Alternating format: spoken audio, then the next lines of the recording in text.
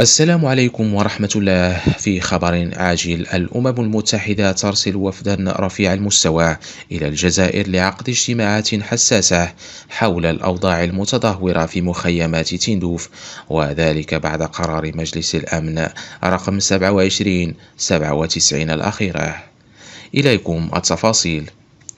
في خطوة تعكس القلق الدولي المتزايد من الوضع الإنساني بمخيمات تندوف، أعلنت الأمم المتحدة أن مساعدة المفوض السامي لشؤون اللاجئين لشؤون الحماية ستقوم بزيارة إلى الجزائر بين 10 و14 من نوفمبر 2025، وتهدف الزيارة إلى بث سبل تحسين ظروف اللاجئين وتعزيز التعاون الإنساني بين الجزائر والمفوضية السامية.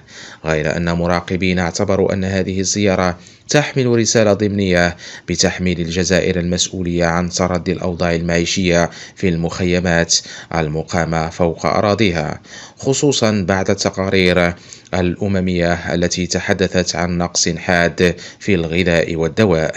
كما أشارت مصادر دبلوماسية إلى أن اللقاءات المنتظرة ستتناول أيضا اتهامات باختلاس المساعدات الإنسانية الموجهة إلى سكان المخيمات من طرف جبهة البوليساريو.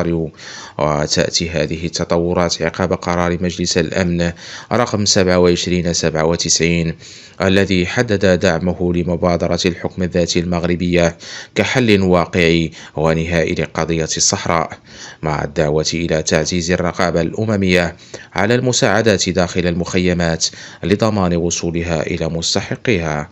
خطوة جديدة تعكس تغيير المواقف الدولية وتضع الجزائر والبوليساريو أمام مسؤولية مباشرة عن الوضع الإنساني في تندوف. مشاهدينا الكرام، لا تنسوا الإعجاب بالفيديو والاشتراك في القناة ليصلكم كل جديد من الأخبار الدولية والوطنية.